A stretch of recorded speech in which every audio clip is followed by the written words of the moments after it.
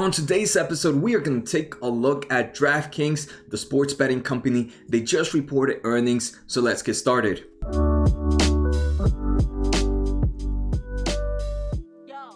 Also guys, make sure to subscribe. Sometimes I'm unable to get the videos out on time, but I will always post if I'm opening a position or something in my comment section. So here I did say I was going to pick up a small position on DKG on Draftkings after looking at their earnings. Obviously this is not advice, but I did that at 9:30 and the company is now up about 11%. So make sure to subscribe guys, and I hope you guys enjoyed this video. So the first thing we're going to take a look at is this company's stock price.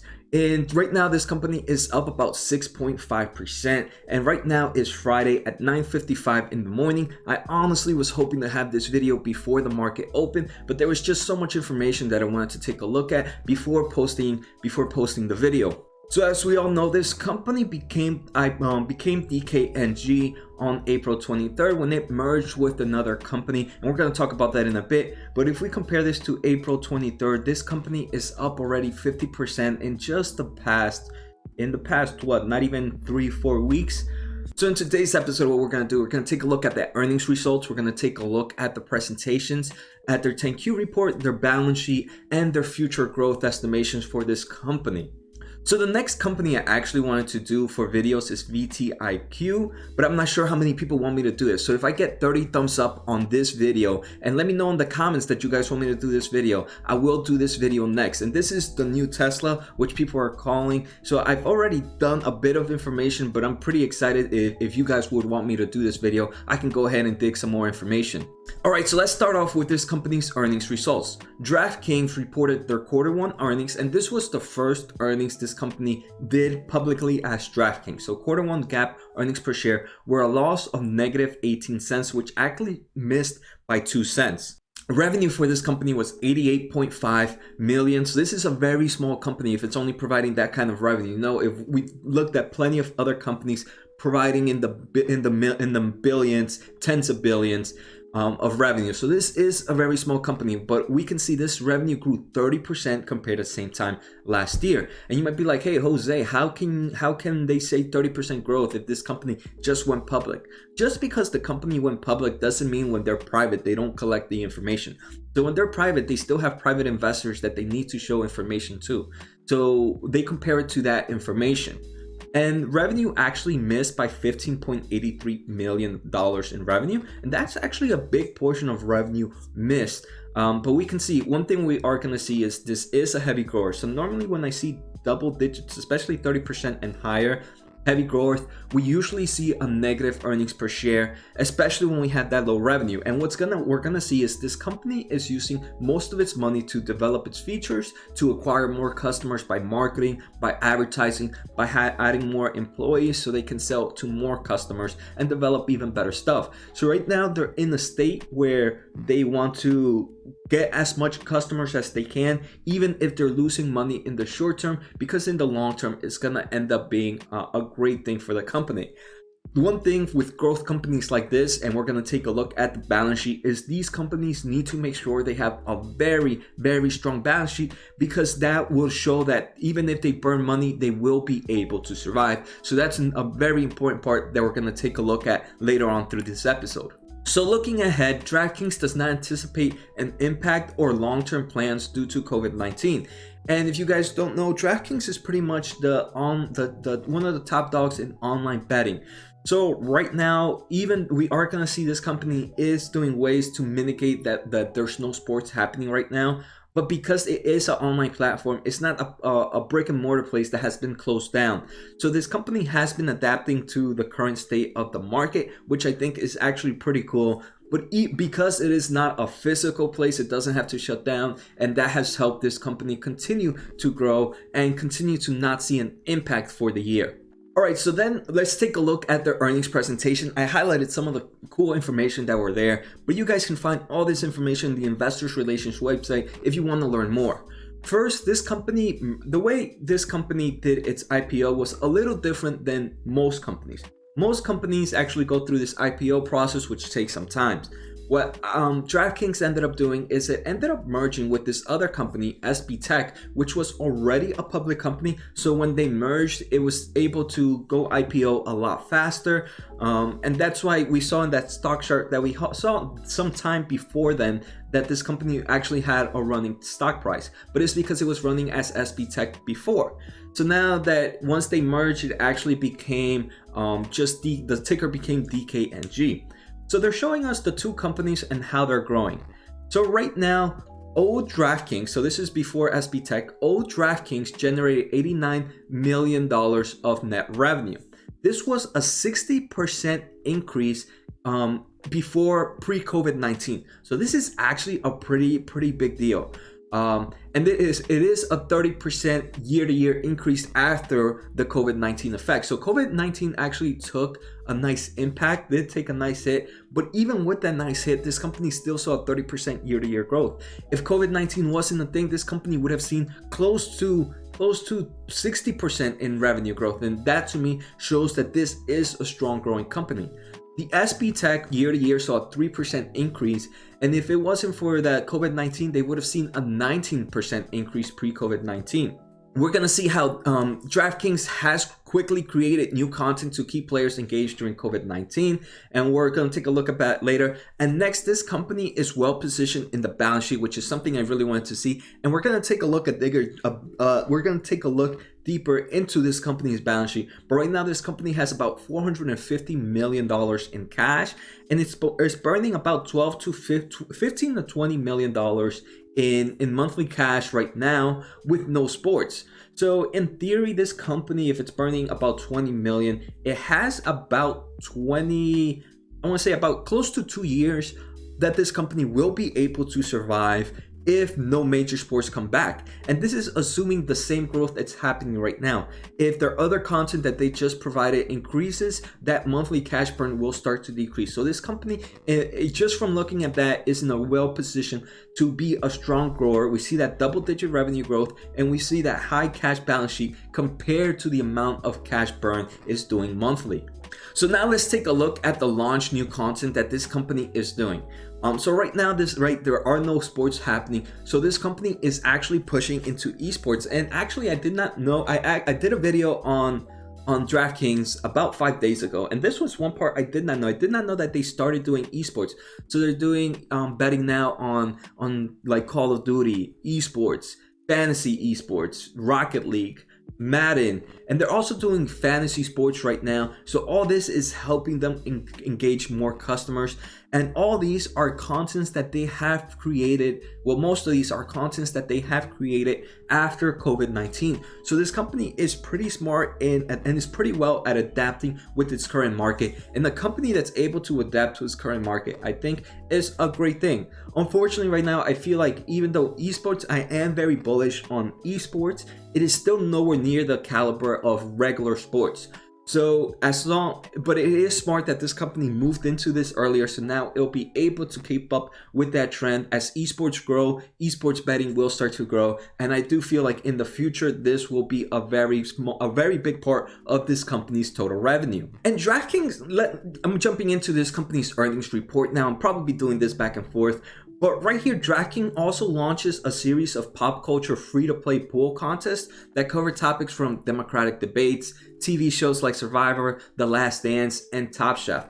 And this is actually pretty cool. So these are free-to-play pools, so there's no betting happening here. But you know what this is doing? This is bringing customers into their website. So then later on, they can understand what this. They can see the other parts that bring revenue to these companies and can actually start betting on that. Right, because there's definitely no betting allowed in these other things, but these are just free-to-play pool contests, which again, I think is just a smart thing for brand awareness. The other thing that this company is seeing is they're entering new states. At the moment, I think in my previous video, there were only like 8 states that did, a very low number of states that did approved online betting, right? This is a legal issue. Right now, the number of states in there are pretty low, and they are adding states on hopefully on a quarterly basis. just depending on if legislations get passed. In Q1, DraftKings launched online sports betting in Iowa, and then it recently went live with iGaming in Pennsylvania, which was more like a online casino type thing, which is a whole different market, right? They have sports betting, but then online regular betting, casino betting is a whole different market that this company is touching. And online sports betting also in Colorado. So this company is definitely expanding itself. And right now, at this time, approximately 14 states are actively considering sports betting through legislations, and DraftKings expects this momentum to continue as the government begins to focus on reopening the economy. So obviously, with the economy being closed, maybe sports betting is the last thing in the government's minds and legislation's minds of things getting passed. But when things go back to reopening, this is going to go back in the focus, because at the end of the day, this also is going to provide extra taxes for these states, and they are going to enjoy that as well. Next, let's take a look at growth in this company's monthly active users. Monthly unique players in 2019, in the Q1 of 2019, this company had about 619,000 unique players. Now in 2020, this company has about 720,000 unique players. So there is an increase in numbers, and that's actually probably close to a 20% growth in unique players. And I do think as that brand awareness begins to open up, it will bring more and more unique players to this, and we're going to see that continued growth in there. Next, the average revenue by these players has also increased. Last quarter, each player collected about revenue was about $37. Right now it's about $41. So they are increasing the amount of money they are betting, which at the end includes more revenue. Alright, so now let's take a look at this company's income statement, and there's a few things I wanted to take a look at here. First is the expense. We already talked a lot about the revenue growth, so there's not much I wanted to see there. But remember, like I said, this is a growth company, so we are expected this company's expense to actually be growing fast too. So sales and marketing, same time last year, was about $36 million. Right now it's about $53 million. So there is an increase there. That to me means this company is spending more money on marketing, on advertising, and maybe on the sales team. Product and technology. Last year it was about 13 million. Right now it's about 18 million. Again, a huge increase percentage wise. And this to me, this company is making sure that its product is up to date, and they are increasing like their IT, their engineers that work on this. Finally, general and administrative also increased. Yes, last year was 26 million. Right now is 39 million. So that to me tells me this company has hired just more headcount to its buildings to make sure everything is going to is flowing smoothly. And like I said, these are expenses you are expected to see when you invest in a growth company. Again, these are not things, if you are a valued investor, this company is going to look like complete nonsense to you. But if you are into growth companies, this is typically what you're expected to see. One thing I am pretty happy is normally with IPOs or just heavy growth, you see a huge increase in stock-based compensation. So instead of paying their employees with cash, they sometimes pay them with stock-based compensations. And same time last quarter, this company did about $4.8 million in stock-based compensation, where right now is doing about the same number. And that to me is actually a good. It's okay, right? It's better than seeing an increase. The last thing I want to see is an increase in stock-based compensation. As this company starts to build more cash though, I would expect that stock-based compensation to go down a bit, because at the end of the day, that stock-based compensation is going to be bad for the employees. For the investors, because it is diluting the amount of shares, which end up making a share worth a bit less. And right now, like I said, it's still sitting about a $4.8 million in stock-based compensation, which is not that bad. Consider we have about $53.7 million in sales and marketing, 18 million in product and technology, and about 40 million in general and administrative.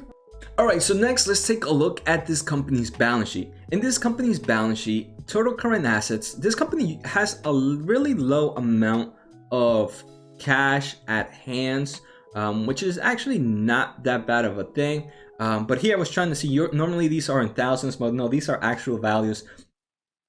This company in current assets has about $250,000, very small, but that's because most of its cash and investments are held in the trust accounts. And these trust accounts is where they pull out money and they move money in here and out of here to pay the bills. And this trust account happened after this company's IPO. I'm pretty sure if we go to their trust account, we can see what, let's look for a trust account. Searching. So trust account, upon closing the public offering, so after they did IPO and the private placement, $400 million were placed in a trust account with Continental Stock Transfer and Trust Company acting as the trustee. So right now the proceeds held in the trust accounts are invested in permitted United States government securities. So for example, just low risk securities, government securities are like T-bonds, T-bills, so very low securities having a maturity of 185 days or less, or in money market funds meeting certain conditions. So this right now, I'm guessing while the whole process of the merging is going on, they don't want anything funky happening with the money, so they put it in this trust fund, and then they put in this trust account, they put it into very secured assets, so that money doesn't end up going anywhere or anything fishy is happening, which to me is not unheard of, and it's not that scary to see. But it was a little weird to see that little bit of cash and cash equivalents this company has.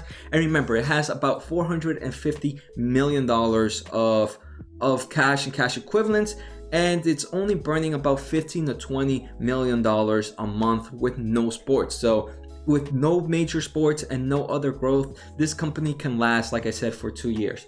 This company's total current liabilities is about 1.5 million and total liabilities of $15 million. So this company has enough cash and cash equivalents to pretty much pay off anything it has, which to me tells me this company is pretty good and set in a good place. Finally, the last thing I want to take a look at this company's valuation. So if you guys don't know, I take a look at Seeking Alpha, and depending on the type of company I'm looking at, depends on how I go with this valuation. If this is not a low growth, if this is a low growth company that has been established for some time, I like to take a look at forward PE ratio. For growth companies, I consider that a bad thing to do because most of the time this company is going to be losing money in the upcoming years, and this is true. In December 2021, 2 years from now, this company is still expected to lose about 60 cents. But what I end up taking a look at is revenue estimations for the upcoming years, and take a look at that price to sales ratio. And that price to sales ratio is the company's total revenue expected for the year divided by its market cap. And normally with a growth company in some form of software or low cost things, which I would expect sports betting to be, right? There is no physical things that they have to create. There's no physical items that they have to refund or anything. Normally here, I try to get somewhere below a 10 forward price to sales ratio. So first, let's take a look at that revenue estimation growth. So right in 2021, this company is expected to make $710 million. In 2020, so this year, this company is expected to make $500 million. So right there, that's close to 10, 20, 30, 40. That's close to a 40% growth in revenue in the upcoming year. So this tells me this is a heavy growing company. The forward price to sales ratio is 11.14. This is normally a little bit on the high side, but I would consider this about fairly valued right now. Like I said, 10 would be my max. And that to me, 11 is a little bit good because let's take a look at the pros this company has. 1, this company has a very strong balance sheet. 2, with COVID-19 and no sports happening right now, this company is only burning about $15 million. Even though if this company had sports, this company would be burning less and would be able to survive for longer than 2-3 years if sports were back. 3, this company is adapting pretty well and is doing stuff like esports now, which I think is actually pretty good because that market is going to grow. 4th, this company is still only available in certain states. Once legislation happens in other states, this is even going to increase that revenue even more. And let's see, what else can I think of? 5, the company doing those free pools to just bring random people into it by doing like the debates, random TV shows that everybody watches. It's just building that brand awareness. So building more people to come in. And we're actually also seeing revenue growth and user growth by pretty big double digit numbers. And I do think investors see that, and that's why we see that a little bit over 10 forward price to sales ratio, because investors already anticipate this to some extent. It's priced to future knowings, and it does know that, but I do see there's still heavy growth. For me, this is actually a company I am going to invest in, and actually when the market opened, that was another reason I did take my time with this video. I did spend some time opening a few positions in Draftkings, so I am bullish in Draftkings. But again, this is not advice. This is I'm not a professional, nowhere near. I could be 100% wrong, and I'm in this for the next 5 years. So if this company even drops about 10%, 15% in the next few weeks, in the next quarters, it's not going to affect me, because now I know that I am pretty knowledgeable in this company. I know what to expect for this company, and I think that's what investment needs to do. Investors need to make sure they understand the company, because what ends up happening is they just buy a company to buy a company, but when that stock price drops, they don't know what they invested in, so they get scared and they sell out and they lose money. For me, I've experienced stuff like that. Now I invest in only companies that I know. So I know even if the stock price drops down and there's no change in the current business, then that to me means, hey, cheaper shares, because I'm still in that same mindset of where this company is gonna go. So even if the stock price drops, to me it's like, okay, see you in another month, see you in another year, and then tell me how my growth has gone. So I hope you guys enjoyed this episode. Let me know what you guys think. Have a good day and take care.